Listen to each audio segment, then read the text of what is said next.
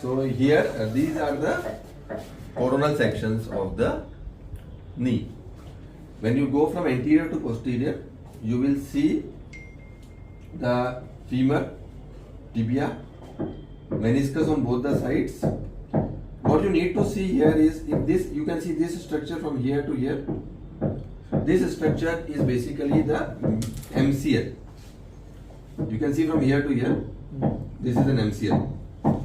And can you see any inflammation in the MCL here? Okay. So this is basically a post-op image following a pie crusting. Okay, sir. So this is a inflammation in the MCL which is seen here. This is the medial meniscus and this is the lateral meniscus. So if you see the size of the medial meniscus is larger as compared to the lateral meniscus. On the lateral side there will be fibula, medial femoral condyle, lateral femoral condyle. Now in this particular case, this is the post-op case of a root fix repair. So you can see the root fix anchor here. Okay, sir. Okay, so this is the root fix anchor that you can see, and this is the meniscus root. You can see that the root is nicely fixed with the root repair.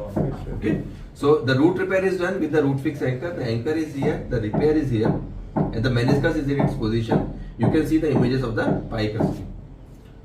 This is the blackish thing is the PCL, and this thing is the ACL. This whitish thing is the ACL. Okay. So if you see the other images, so these images are T1 images. These images are the T2 images. So you in the images in which you see the whitish swelling, whitish, that is basically T2 image. This is a T1 image. In here you will see the fluid blackish. Okay, so this is the T1 image. The T1 image is better for appreciating the anatomy, and T2 image is better for perceiving the pathology or inflammation. Okay, so these are the coronal images. Now these are the sagittal images. So again you go from medial to lateral. You can see the fibula here and you can see the medial side here. Now you can see the medial meniscus which is coming into picture here. Anterior horn, posterior horn. The size or the ratio of the anterior to posterior horn is 1:2. So the anterior horn is about half the size of the posterior horn. Okay. And in the posterior side you can see this whitish line. This is again a post meniscectomy, post meniscus repair picture. Okay. This white line that you see is the root fix track, and the blackish anchor you can see is the root fix per se. Okay. And here you can see the root which is healing into its picture. If you come more laterally, you will see the ACL.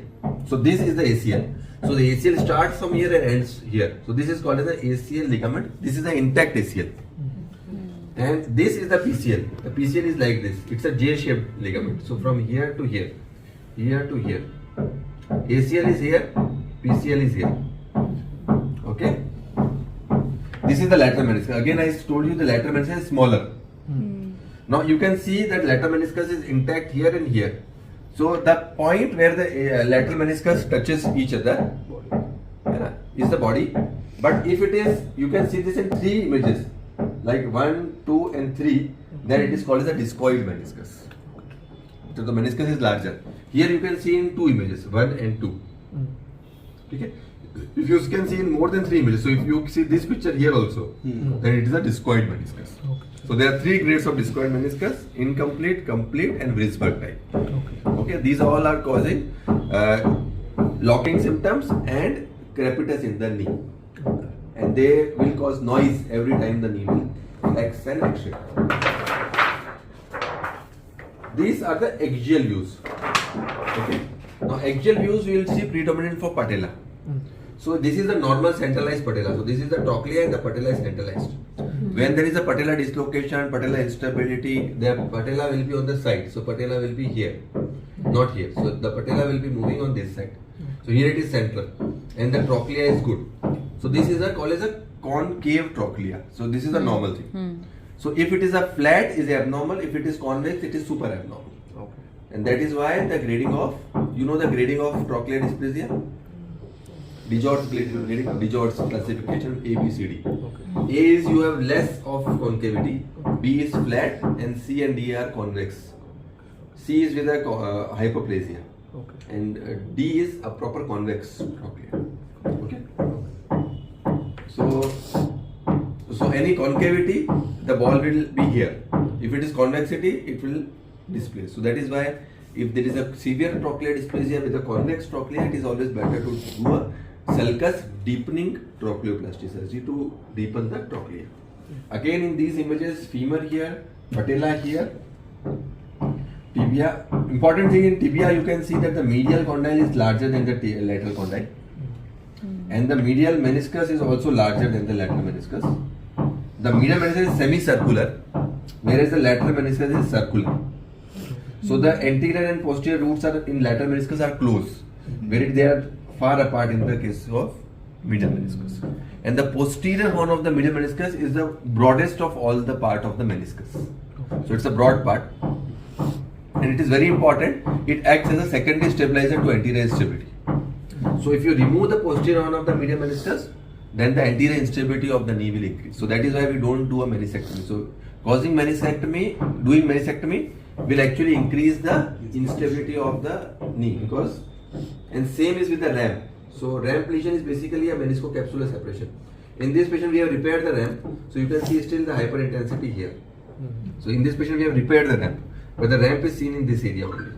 Here you can again see the root fix anchor. Okay, this is fibula, this is tibia. Now this is the tibial tuberosity, and this is the trochlear groove. And you calculate this distance as the TTTG distance. So you superimpose this image with this image, and the actual distance between two is the TTTG distance. And if the TTTG distance is more than 20, then you need to do a procedure which is a tubercular osteotomy or shifting that is required. Okay? Thank you.